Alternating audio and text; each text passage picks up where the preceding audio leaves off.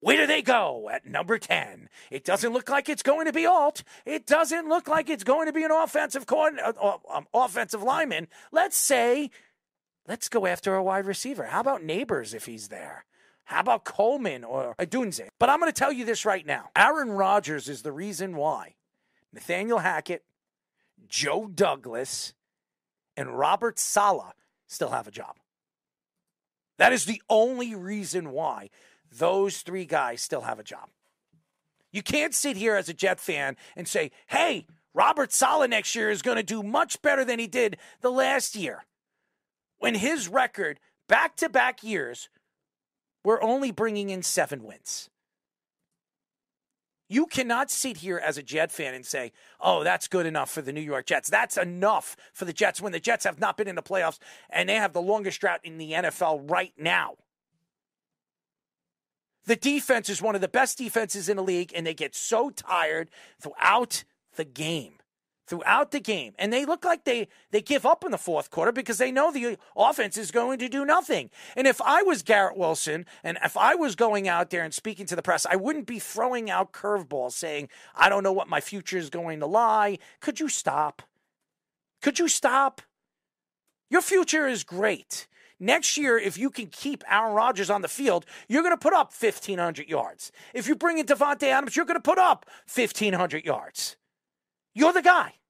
It is not going to be Davante Adams' team. It's going to be your team. Davante is 31 years old. So what is the crybaby antics over here for the New York Jets? And by the way, I love Aaron Rodgers. I love how he speaks. I love he goes on the Pat McAfee show and shows his personality. That's great. Taking shots at Jimmy Kimmel was even funnier. I thought it was funny. And by the way, he spoke about Jimmy Kimmel and says that he never accused Jimmy Kimmel of being a child molester, a pedophile. He never said that. He said that he believes that he was there on the island. That doesn't mean he was a pedophile. And he says, don't quote me on it. I never said that. But usually you're using accusations and throwing it out there that you believe Jimmy Kimmel is doing nasty things behind closed doors. I don't know the truth. I think it's very funny. And the feud that's going on right now with Pat McAfee and ESPN is ridiculous. I don't know what Pat's doing. I like Pat. I really do. I wouldn't be going after my bosses when I'm working for them. I wouldn't. I know Howard Stern did it. It makes a lot of sense. Howard Stern likes to bring in different personalities and really transition the media world and the radio world the way he has done. But he did it in, where was he? Rhode Island? I mean, it's not smart to do it this way. But I'm not here to attack Pat McAfee. My argument here is Rodgers has been everything but a superstar player for the New York Jets, and that's because he can't stay on the field. And what did the Jets do in the offseason? Now that you won 2 out of your last 4 games, you beat Washington, where you had a chance to just lose that game after Washington came back the way they did.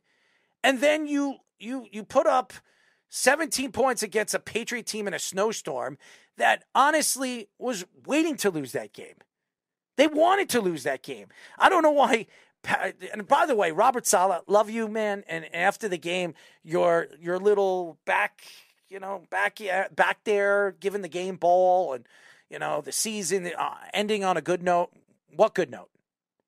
You beat the Patriots in a snowstorm 17-3 to a Patriot team that's probably going to part ways with one of the greatest coaches of all time that honestly probably didn't want to win that final game. And it was pretty much a smack in the face for the Jets because the Jets went from all the way from 8 and probably would have fell to 7 or probably 7 or 6 if they lost that game, all the way to 10. So congratulations to Robert Saleh on giving the Jets another wonderful draft pick who is probably going to fall short from an offensive lineman.